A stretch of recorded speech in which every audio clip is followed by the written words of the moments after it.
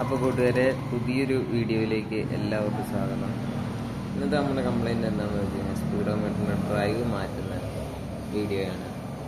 അപ്പോൾ ഇതിപ്പോൾ നിങ്ങൾക്ക് കാണാം, ഇപ്പോൾ ഡ്രൈവ് പൊട്ടിയിട്ടുണ്ട്. നമ്മുടെ സ്പീഡോമീറ്റർ ആണെങ്കിൽ വർക്കാവത്തില്ല.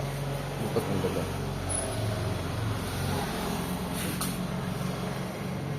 വർക്കാവത്തില്ല. ഇതാണ് ഈ കംപ്ലൈൻറ്റ്. അപ്പോൾ നമ്മളെന്ത് ചെയ്യാൻ പോകണമെന്ന് വെച്ച് കഴിഞ്ഞാൽ ആദ്യമേ വീൽ നെറ്റുകൾ റിമൂവ് ചെയ്യണം. അതായത് ഈ നെറ്റ്, പിന്നെ കാലിപ്പറിൻ്റെ 2 ബോൾട്ട്, പിന്നെ നമ്മുടെ ആക്സിൽ, ഈ 3 നെറ്റ് നമ്മൾ റിമൂവ് ചെയ്ത് കഴിഞ്ഞാൽ മാത്രമേ നമുക്ക് വീല് അഴിക്കാൻ പറ്റുള്ളൂ. പക്ഷെ അതിനൊക്കെ മുൻപായിട്ട് വണ്ടിക്കൊരു സ്റ്റേ കൊടുക്കണം. അതായത് ഒരു ജാക്കി വെച്ചിട്ട് ഫ്രണ്ട് വീല് പൊക്കി നിർത്തണം.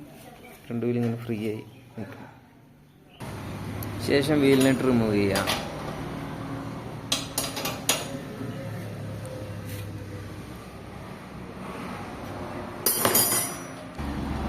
ശേഷം കാലിപ്പറിൻ്റെ 2 ബോൾട്ടുകൾ റിമൂവ് ചെയ്യാം.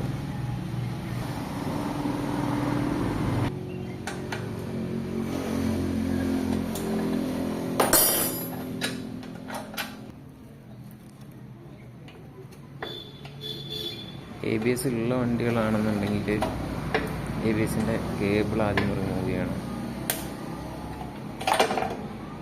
കാലിപ്പറിനെ കൃത്യം മാറ്റി സേഫായിട്ട് വെക്കുക. ശേഷം ഈ 13ൻ്റെ നെറ്റ് ലൂസ് ചെയ്യാം.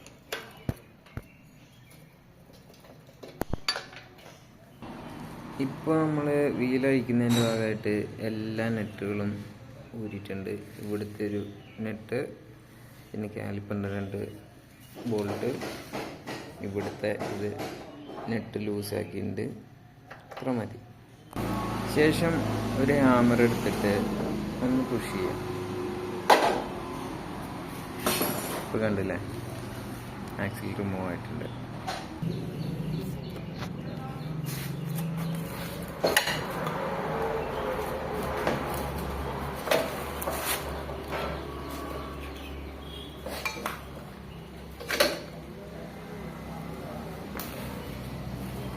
കഴിക്കുന്ന സമയത്ത് 2 ബുഷുകൾ വരും. അതായത് ഇവിടെ ഡ്രൈവിൻ്റെ ഉള്ളിലുള്ള ഒരെണ്ണം, അപ്പുറ സൈഡിൽ ഡിസ്കിൻ്റെ ഭാഗത്ത് വരണം. ഇത്രയേ ഉള്ളൂ. നമ്മുടെ പരിപാടി കഴിഞ്ഞു. ഇവിടെ ഇതാണ് നമ്മുടെ പൊക്കിയിട്ടുള്ളത്.